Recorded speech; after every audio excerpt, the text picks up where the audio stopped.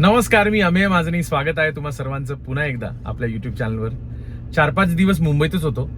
जसं की तुम्हाला माहिती आहे की मी एक शेफ कन्सल्टंट आहे. बरेच विविध प्रकारचे रेस्टॉरंट्स, कॅफेज, QSRs वगैरे सेटअप करून देतो. तर आपलं एक नवीन ब्रँड काल चालू झाला दादरला, सेना भवनच्या अगदी जवळ गोखले रोडला जो क्रॉस आहे तिकडे. प्रकाश दुग्ध मंदिर आहे दादरचं, त्याच्या अलीकडे 3-4 दुकानं. सो त्याचं नाव आहे पिठी भात. मस्त मेन्यू आहे, एकदम वेगळा व्हेजिटेरियन मालवणी क्विझिनचं ते QSR असं रेस्टॉरंट आहे.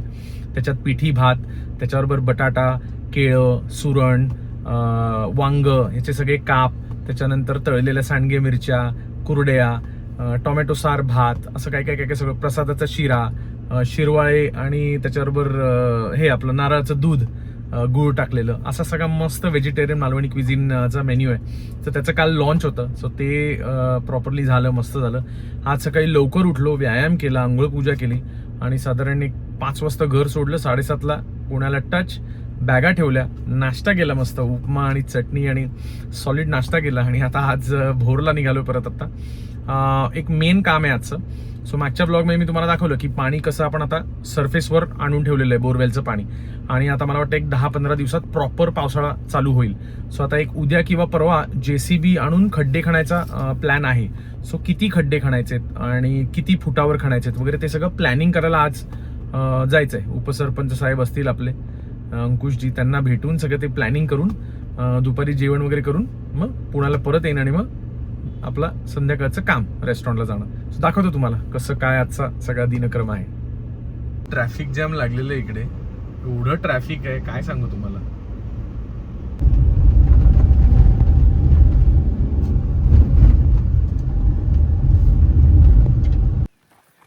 सो आता जागेवर आलेलो आहे मी आणि आजचं मेन जे काम आहे ते आपल्याला जी लागवड करायची आहे त्याचे जे खड्डे खणायचे आहेत. सो त्याला असं डिस्टन्स द्यावं लागतं की 2 फुटावर खड्डे खणायचे आहेत की 5 फुटावर खणायचे आहेत. सो वेगळ्या वेगळ्या रोपांचे वेगळे असे डायमेन्शन असतात आणि किती खोल खड्डे खणायचे आहेत ह्याचं सगळं आज आपल्याला पूर्ण आखणी करायची आहे.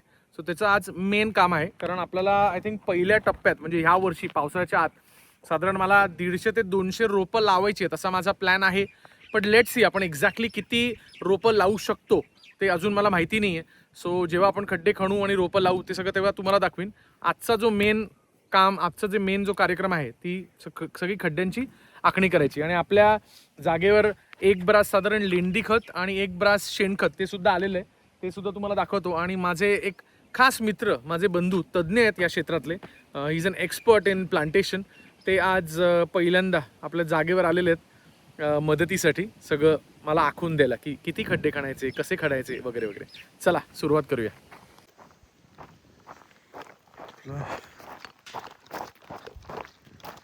सो हे तुम्ही बघू शकता, इकडे थोडं लेंडी खत, शेणखत आहे.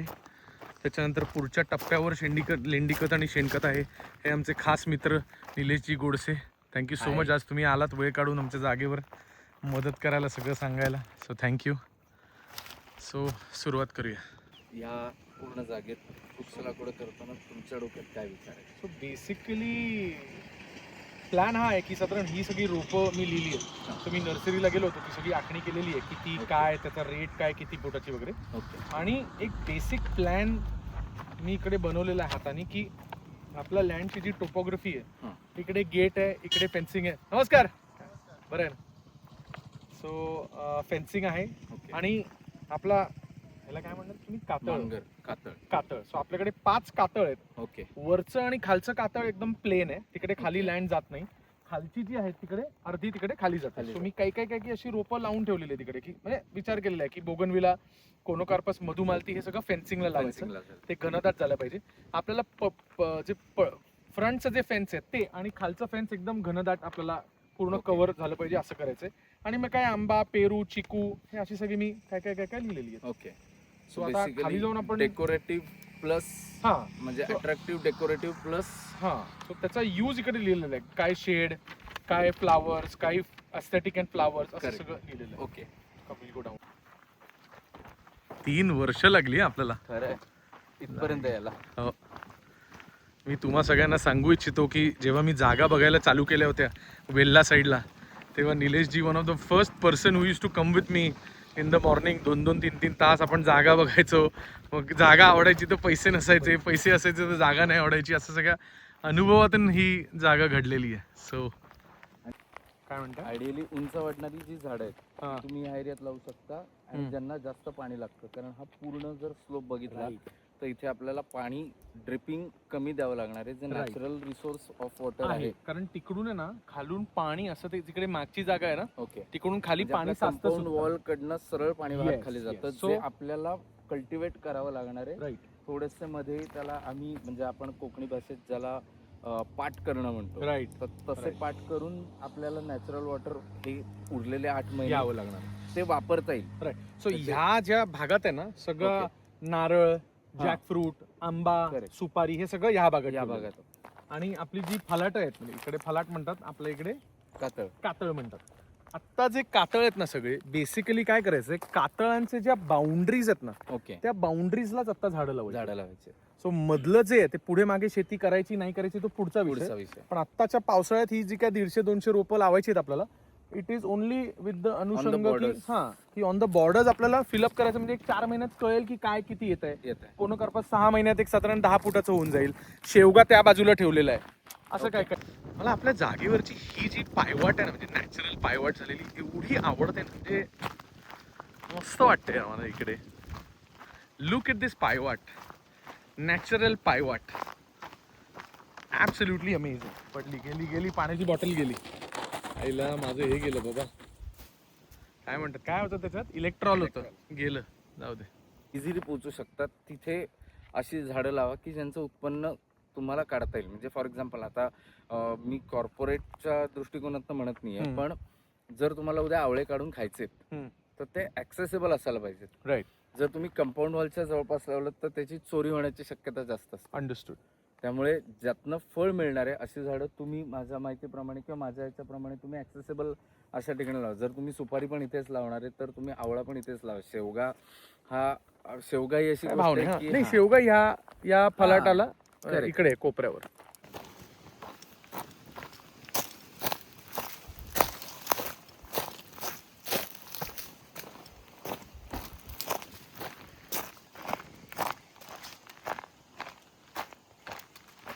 ही सगळी पण माती आहे प्रॉपर. मी पहिल्यांदा उतरलो इकडे खाली.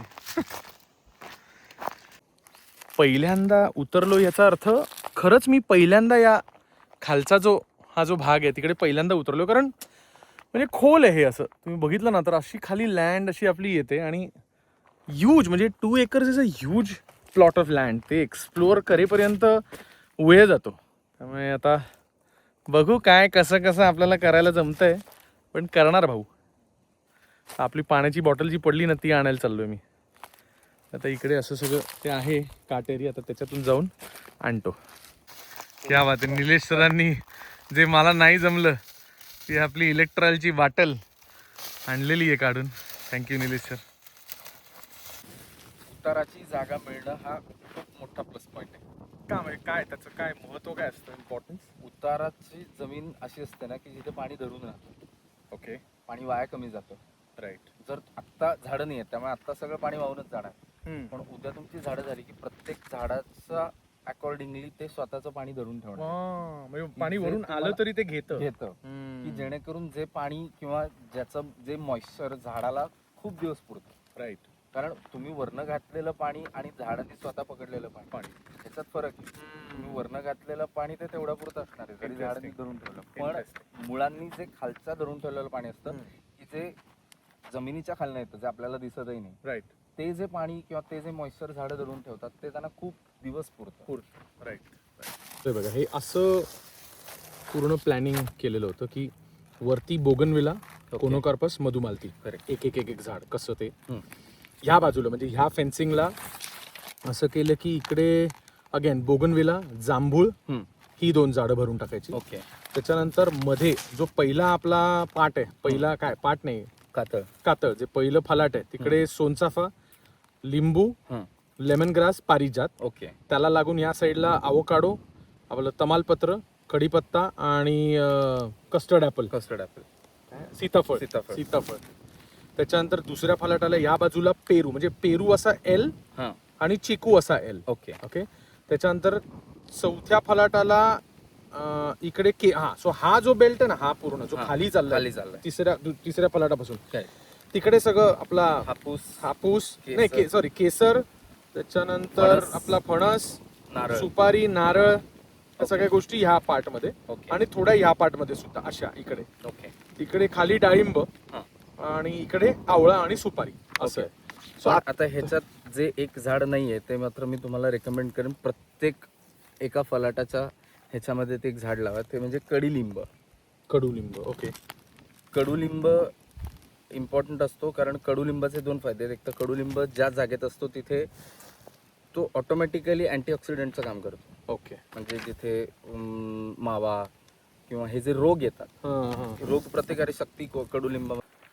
सो मित्रांनो, अशा प्रकारे आमचं सगळं आता डिस्कशन झालेलं आहे. इकडे प्लॅन ऑन पेपर जो मी बनवला होता तो निलेश सरांना दिला आहे.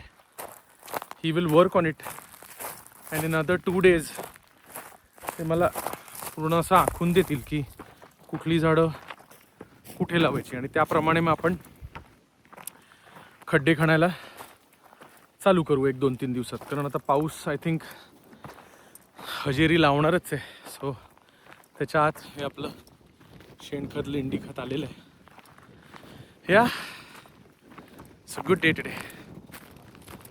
ह्याला सॉलिड चालावं लागतं इकडे, पण मस्त आहे. सगळ्यात महत्वाचं गांडूळ खताचा प्लॅन पुढे करणार ते आता तुम्ही सांगा. सो आता प्लॅनमध्ये चेंज आहे. जस्ट आपले अंकुशजी आता भेटले होते, ते म्हणाले की उद्या एकच दिवस JCB अवेलेबल आहे, उद्या आणि परवा. सो आपल्याला खड्डे मारायचं काम उद्याच चालू करावं लागेल. सो आता निलेशजींना जरा थोडं गावाचं परिसर दाखवून आम्ही कुठेतरी लंच करायला बसू आणि मग तिकडेच पूर्ण काय कुठे कसे खड्डे करायचे ते सगळं आपण आखू. दाखवतो मी तुम्हाला. सो हा आलेला आहे पुणा सातारा हायवे आणि आता आपण लंचसाठी थांबणार आहोत या हॉटेलला. हॉटेल गाडे पाटीलवाडा. मागे एकदा आपण आलो होतो जागेच्या कामासाठी, तेव्हा सुद्धा इकडेच थांबलो होतो. चांगलं असतं जेवण इकडचं. सो जेवण करू मस्तपैकी आणि सगळी आखणी करू खड्ड्यांची. साधारण 3x3x3 3x3x3 खड्डा. नेक्स्ट आहे आपलं आता इकडे पेरू आहे, एल शेप. असा एल शेप पेरू आहे आणि असा चिकू आहे, तर ते बरोबर आहे चालेल. पण आता हे चिकू तुम्ही लावल्यावर फक्त मी जे मगाशी म्हणलं रोड आहे मध्ये. हा, मग चिक्कू तुमचे रोडवर पडणार. आपलाच रोड आहे तो. हा, आपला रोड आहे, पण तिथनं जर तुम्ही उद्या गाडीची एंट्री ठेवणार असला हो बरोबर तर मग त्यावेळेला तुम्हाला हे मेकश्योर करावं लागेल की मग त्याला नेट लावणं, की जेणेकरून चिक्कू रस्त्यावर नाही पडतील, तर ते झाडाच्या इथेच त्या प्रिमायसिसमध्ये राहतात. अंडरस्टूड. पण लावू शकतो हो, तिकडे. लावू शकतो, प्रॉब्लेम काही नाही त्याला. क्या बात आहे. जेवण आलेलं आहे. असं चर्चा करताना मध्येच जेवण आलं तर मग चर्चा थांबवावीच लागणार. आणि याला फक्त तुम्ही कारणीभूत आहात दादा, बाकी कोणी नाही. क्या बात आहे. हे काय काय चिकन रस्सा, अळणी फ्राय आणि ज्वारीची भाकरी, कांदा. मला थोडं लिंबू द्या ना अजून. हां प्लीज, थँक्यू. तर जेवून घेऊया मग बोलू.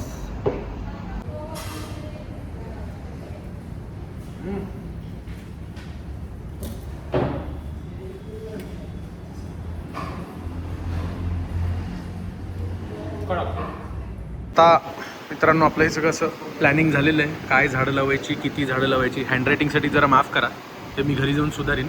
पण कुठे खड्डे करायचे आणि किती काय खड्डे करायचे आणि काय फुटावर सगळे करायचे, ही सगळी तयारी आता झालेली आहे. आणि उद्या म्हणजे आज अंकुशजींची बोलणं झालेलं आहे, ते आय थिंक उद्या JCB आणतील, त्यामुळे उद्याचा पूर्ण दिवस मी भोरला बहुतेक असेल. सो मित्रांनो, अशा प्रकारे आजचा दिवस मस्त गेलेला आहे. सगळं प्लॅनिंग झालेलं आहे. नितेश सरांनी सगळं समजावून सांगितलं आहे, कुठला खड्डा किती फूट खणायचा, किती डिस्टन्स ठेवायचं, ते सगळं नोटिंग केलेलं आहे. आणि उद्या 99.99% उद्या किंवा परवा खड्डे खणण्याचं काम सगळं होईल. सो उद्या मी परत भोरवर असेन, मला दाखवीन सगळं काय कसं सगळं काम चालू आहे. आजचा ब्लॉग इकडेच थांबवतो. आशा करतो की तुम्हाला आवडलं असेल, म्हणजे मला असं वाटते की तुम्हाला आवडलं असेल. लाईक, कॉमेंट, शेअर आणि सबस्क्राईब करायला विसरू नका. पुन्हा भेटूया उद्या किंवा परवा. तिथपर्यंत काळजी घ्या आणि मला आज्ञा द्या. थँक्यू. Love you all.